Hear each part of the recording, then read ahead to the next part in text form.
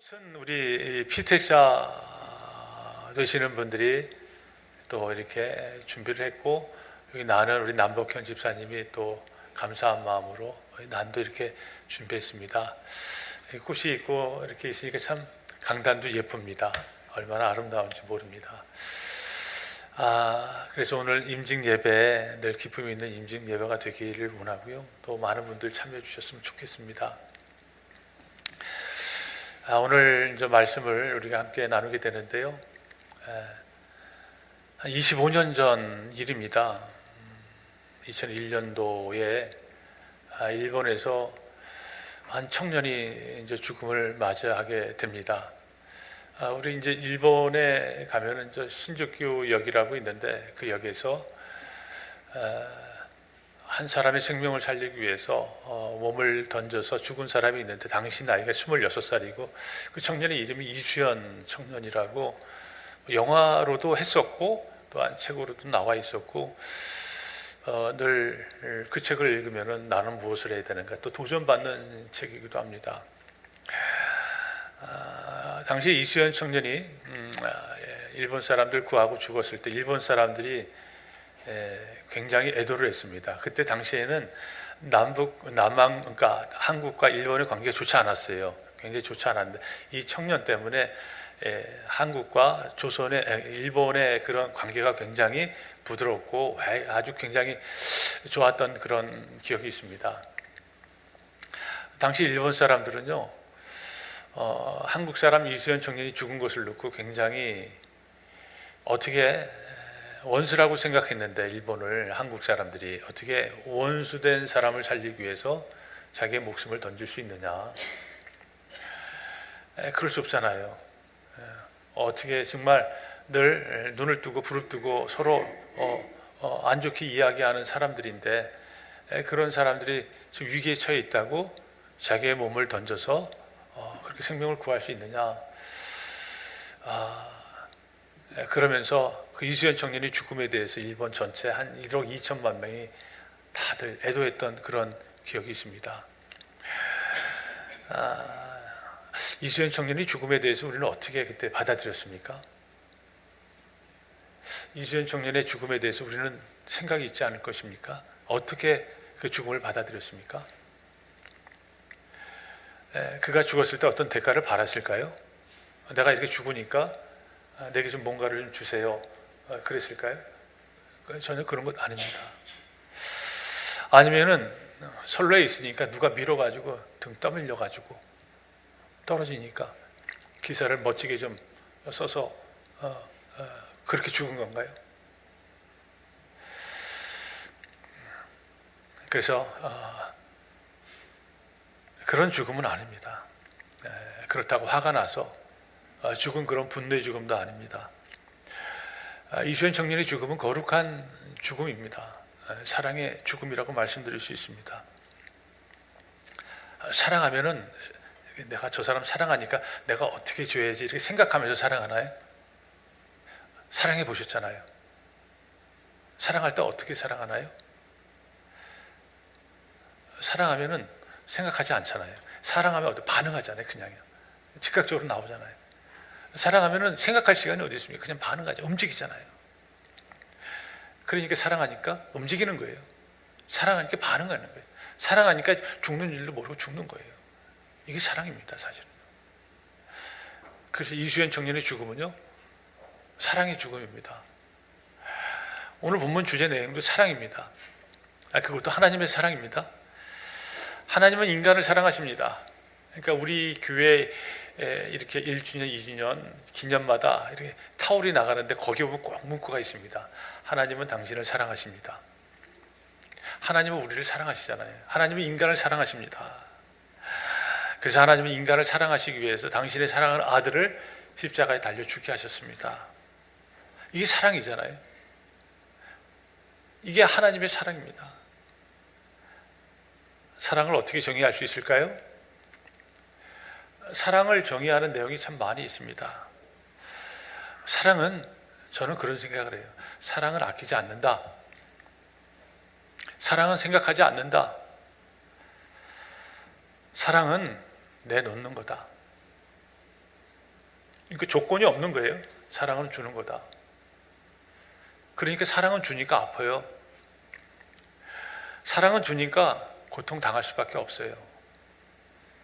그래서 사랑은요, 용기 없는 사람은 할 수 없어요. 사랑은 용기 있는 사람만이 할 수 있어요. 용기 있는 사람만이 소중한 사람을 알아요. 귀히 여기는 사람을 알아요. 소중하고 귀하니까 내 몸을 던지는 거예요. 주는 거예요. 아낌없이 주는 거예요. 뭘 바라지 않습니다. 그런 사람이 멋진 사랑을 할 수 있습니다. 그렇다면 우리는 어떤 존재이죠? 우리가 정말 그만큼 소중한 존재인가요? 우리가 그렇게 귀한 존재인가요? 예수님이 십자가에 달려 죽으실 만큼 우리가 그렇게 귀하고 소중한 존재인가요? 성경은 그렇게 말하지 않아요. 사도 바울은 로마서 1장 18절서부터 로마서 3장 23절까지 인간상에 대해서 쭉 얘기하고 있어요. 인간이 얼마나 악한 존재인지, 인간이 얼마나 교만한 존재인지, 인간이 얼마나 거만하고 자기밖에 모르는 존재인지 쭉 기록이 되어 있는데요. 오늘 본문에서 사도 바울은 인간상에 대해서 세 가지를 말씀하고 있습니다. 인간이 어떤 존재인가요? 오늘 본문 6절에 보니까 우리가 아직 연약할 때 그렇게 기록하고 있습니다. 사도 바울은 인간성에 대해서 먼저 인간은 연약한 존재라는 것이죠. 인간은 연약한 존재라고 말씀하고 있습니다. 연약하다는 말, 이 연약하다는 말, 이 사전적 정의는요, 힘이나 기운이 없는 존재예요. 이 연약한 사람들 힘이 있습니까? 없어요. 기운이 있습니까? 없어요. 그러니까 힘이 없고 연약하니까 어때요? 힘이 없고 부족하니까 그냥 쉽게 무너져요. 쉽게 바스러져요. 그리고 마음도 굳건하지가 못합니다. 그래서 마음에 쉽게 상처를 받거나 흔들리는 상태가 연약하다, 그렇게 사전적 정의를 말하고 있습니다. 신앙에서, 성경에서는 연약한 사람을 어떤 사람이라고 말하나요? 성경에서는요, 로마서 14장 1절에서 믿음이 약한 사람들 연약합니다, 그렇게 말씀하고 있습니다. 그래서 인간은 강한 존재가 아닙니다. 인간은 약한 존재예요. 인간은 믿음도 약해요. 인간은 본래적으로 무력해요. 인간은 자기가 모든 것을 할 수 있다고 생각 아니에요. 한계성을 가진 존재라는 것입니다. 자신의 능력으로 뭘 할 수 있어요? 자신의 능력으로 할 수 있는 게 무엇이 있습니까? 인간이 그렇게 강하고 지혜가 많은 존재입니까? 아니라는 것입니다. 인간은 자신의 능력으로 할 수 있는 것이 아무것도 없다는 것이죠. 연약한 존재라는 것입니다. 내가 이만큼 하기를 원하지만 그것도 하지 못하는 연약한 존재입니다. 인간이 그렇게 오래 살기를 원하나요? 그렇게 강인합니까? 인간이 천년만년 살 수 있어요? 질병 들리지 않고 살 수 있어요? 아니라는 것입니다. 시편 기자는 인생은 풀과 같고 그 영화가 들의 꽃과 같다. 인간이 천년만년 병들지 않고 건강하게 살기를 원하지만 그렇지 않다는 것입니다. 인간은 약한 존재예요. 인간은 질병이 들릴 수 있다는 것입니다. 천년만년 오래 살 것 같지 않지만 그렇지 못하다는 것이죠. 인간은 쉽게 병이 듭니다. 작은 것에도 흔들리고 어려움이 다가오면 쉽게 낙담하고, 그런 연약한 존재가 인간이다. 그래서 인간은 스스로 할 수 있는 것이 없습니다. 인간이 영원히 구원받을 수 있다라고 생각을 하는지 모르지만 그렇지 못하다는 것이죠. 인간은 어떤 행위도 할 수 없는 그런 무능한 연약한 존재다, 사도 바울은 말하고 있습니다. 사도 바울은 인간상에 대해서 두 번째로 말하는 것이 8절에 보니까 우리가 아직 죄인 되었을 때, 인간은 죄인이래요. 맞습니다. 인간은 죄인입니다. 인간은 죄인이라고 말하고 있습니다. 인간이 죄인인 것을 로마서 1장 23절 이하에 그렇게 말하고 있습니다. 인간은 하나님을 안 돼요. 인간은 하나님 알아요? 정말입니다. 인간은 무신론자도 하나님 알아요. 어떻게 알아요? 언제 알아요? 자신들이 죽음에 직면할 때, 그때 하나님 나 도와주세요, 신이 있다라면 날 살려주세요, 늘 기도합니다. 그 무신론자가 그래. 예수 안 믿는 사람도요, 죽음에 직면하면은 어떤 알지 못하는 신에게 기도한다는 것입니다. 그러니까 인간은 하나님을 알아요. 하나님을 알되 하나님을 영화롭게 하지 않는다는 것이죠. 인간은요, 감사하지 않아요. 자기 잘났다고 해요. 모든 것이 자기의 능력이 있다라고 해요. 하나님께 감사하지 않는다는 것입니다. 인간이 얼마나 어리석은지 몰라요? 스스로 지혜 있다고 해요? 스스로 모든 것이 할 수 있다라고 해요? 나만한 존재가 없다라고 하지만 얼마나 어리석은 존재가 인간이라는 것입니다. 하나님의 영광을 썩어질 우상을 만들고 하나님의 진리를 거짓으로 바꾸고 하나님보다 하나님이 만드신 피조물 우상을 스스로 만들어서 거기에 절하고 거기에 섬기는 존재가 인간이라는 것입니다. 그래서 인간은요 불의해요. 인간은요 추악해요. 인간은요 탐욕스러워요.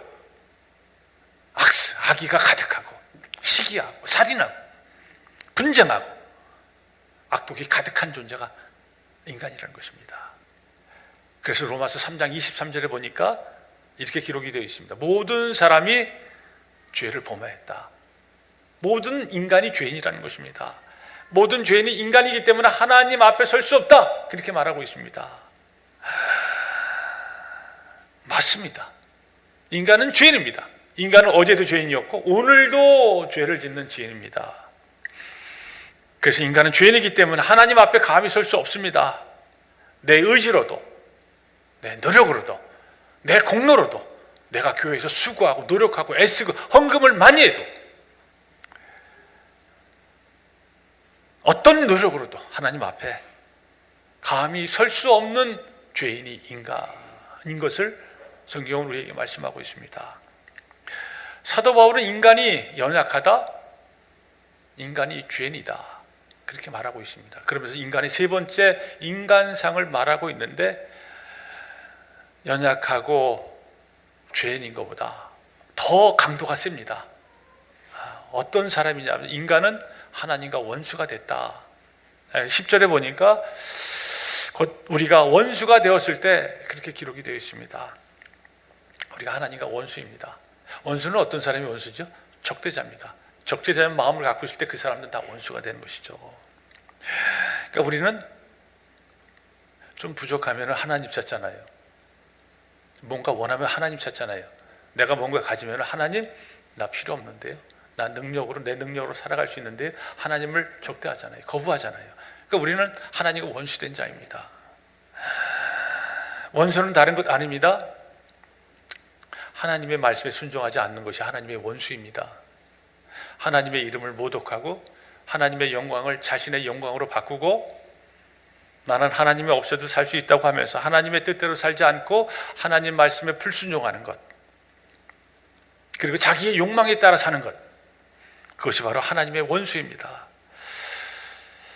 성경에서 그렇게 말하고 있어요. 인간들은 죄인이다. 인간들은 연약하다.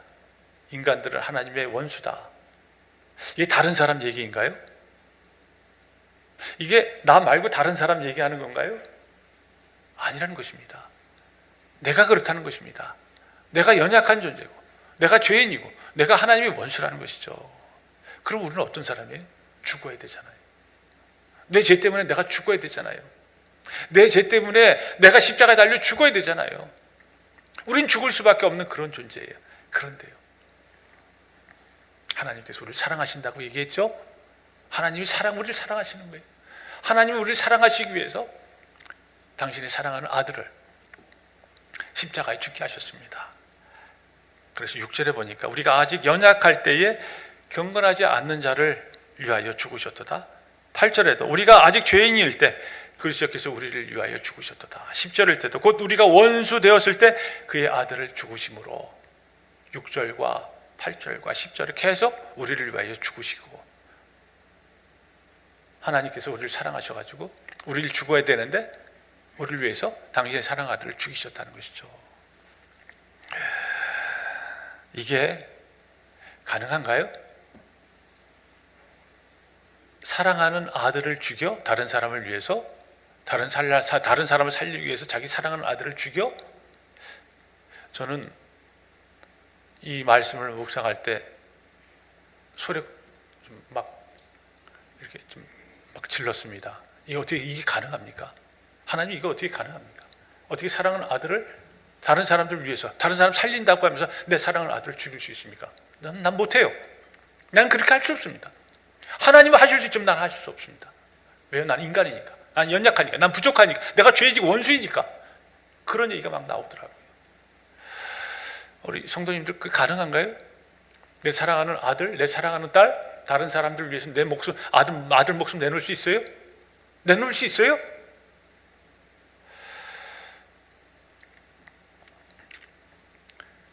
우리 아들과 딸이 얼마나 예뻐요. 예쁘잖아요. 내 눈에 넣어도 아깝지 않잖아요. 얼마나 소중합니까? 얼마나 귀합니까? 그리고 귀한 소중한 자녀를 다른 사람들 생명을 살리기 위해서 내놓을 수 있냐는 얘기예요. 내 자식이 지금 죽어갑니다.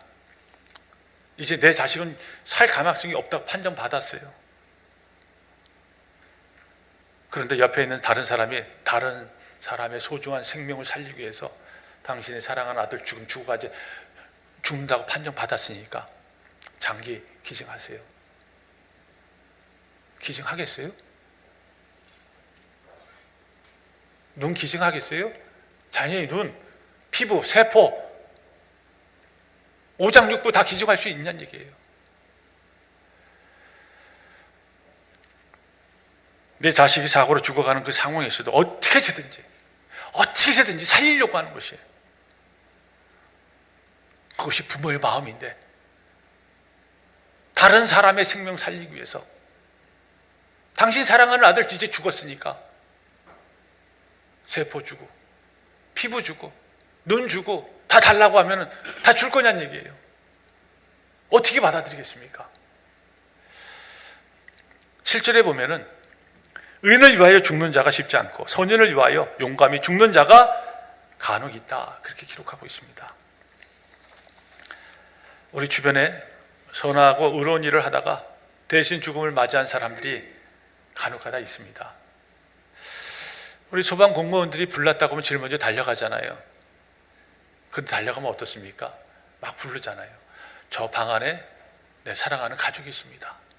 거동이 불편해서 움직이지 못해서 지금 피신하지 못했습니까? 하면은 소방공무원이 그 얘기 들으면 도망가나요? 안 도망가더라고요. 그냥 그 화마 속으로 들어가요. 들어가서 그 거동 불편한 사람 구해놓고 자기는 그 화마 속에서 나오지 못해서 죽는 그런 소식을 듣지 않습니까? 그런 소식을 들으면 어떻습니까? 마음이 아파요. 눈물이 나요. 그러면서도 저 소중한 생명이 죽었기 때문에 또 새로운 사람이 살 수 있었구나. 저분이 정말 귀하고 소중하고 참으로 멋진 사람이다. 귀한 사람이다. 그래서 그들을 칭찬하잖아요. 그들의 이름을 기억하잖아요. 정부에서도 그런 이로운 일을 하다가 죽음을 맞이한 사람들에게 영웅이란 칭호 주잖아요. 의사자라는 칭호 주잖아요. 이렇게 좋은 일을 하다가, 선한 일을 하다가, 의로운 일을 하다가 죽음을 맞이한 사람이 있는데 많이 있나요? 어쩌다가 있다는 것이죠. 가끔 있다는 것입니다. 그런데 죄인을 위해서, 원수를 위해서 그렇게 자기 목숨을 내놓는 사람이 있나요?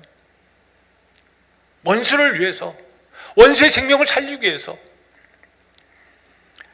자기 소중한 아들과 딸의 생명을 내놓은 사람이 있나요? 그런 소식은 못 들은 것 같아요. 그런 소식은 못 들은 것 같아요. 어떤 사람도 죄인을 위해서, 원수를 대신해서 자기의 아들을, 자기의 딸 내놓지 않습니다.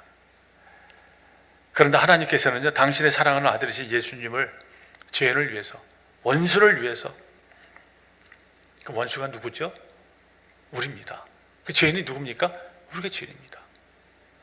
그런 우리를 위해서 하나님께서 당신의 아들이신 예수님을 십자가에 달려 죽게 하셨습니다. 예수님은 죄가 전혀 없으신 분이에요.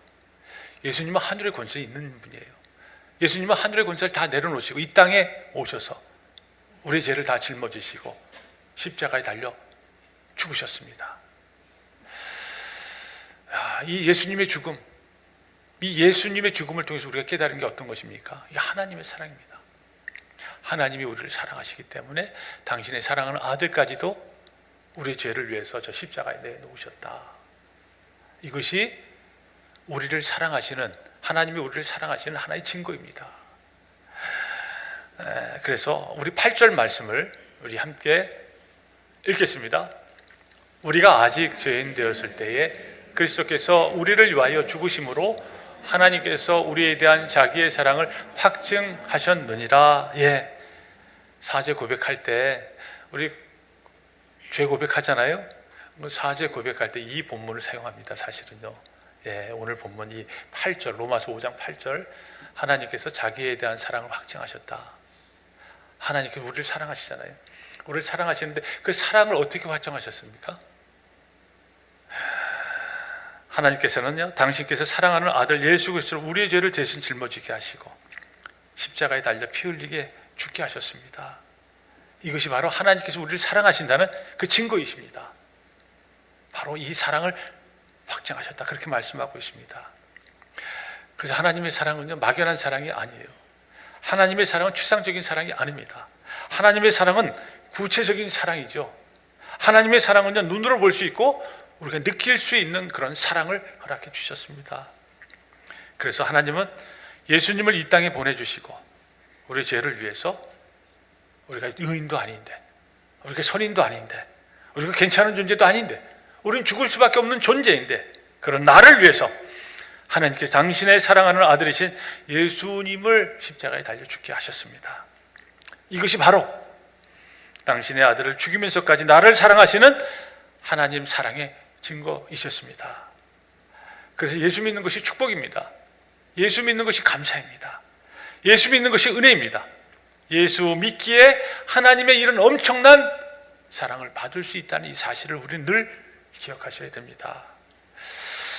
신앙이란 무엇일까요? 신앙이란 어떻게 정의할 수 있을까요? 하나님이 나를 사랑하시기 위해서 당신의 사랑하는 아들인 예수님을 십자가에 못 박게 하셨다. 이것을 아는 것이 정말 참된 신앙입니다. 그런데 우리에게 문제가 있습니다. 우리의 신앙에 문제가 있는 이유가 있습니다. 우리의 신앙에 문제가 있는 이유가 무엇일까요? 하나님의 사랑으로 구원을 받았는데 하나님의 사랑을 값싸게 여긴다는 것이죠. 하나님의 사랑을 가볍게 여긴다는 것이죠. 하나님의 사랑을 우습게 여기고 하나님의 사랑을 무시한다는 것입니다. 우리의 신앙은 다른 데 있는 것 아닙니다. 하나님의 사랑을 깨닫는 것입니다. 하나님의 사랑을 깨닫는 것 다른 것 아닙니다. 당신이 사랑하는 아들을 죄인된 우리를 위해 십자가에 달려 하신 이 사랑, 하나님의 이 사랑의 아픔을 깨닫는 것, 그 신앙이 정말 귀한 신앙입니다. 여기 바울이 인간이 어떤 존재인가, 인간상을 말한 것처럼 우리가 전에는 연약했습니다. 우리 전에는 원수였습니다. 죄인이었습니다. 그런 우리가 하나님의 사랑으로 예수 그리스도의 십자가 죽음을 통해서 구원의 은총을 입은 새 사람이 됐습니다. 우리가 하나님의 사랑으로 구원의 은총을 입은 사람이 됐는데, 그럼 우리가 어떤 삶을 살아야 될까요? 하나님의 사랑으로 새 사람이 된 사람들은 우리가 어떤 삶을 살아야 될까요? 여기 11절에 보니까 하나님 안에서 즐겁게 살아가라, 즐겁게 살아가라, 그렇게 말씀하고 있습니다.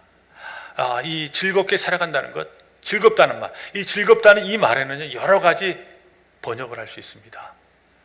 즐겁다는 말에는요, 기뻐한다는 말도 있고요, 또한 감사한다는 말도 있고요, 또한 자랑한다는 말도 있습니다. 그러니까 그때그때마다 그렇게 번역할 수도 있습니다. 그러니까 하나님의 사랑으로 구원의 은총을 입은 사람은 어떻게 살아야 되죠? 기뻐하면서 사는 거예요.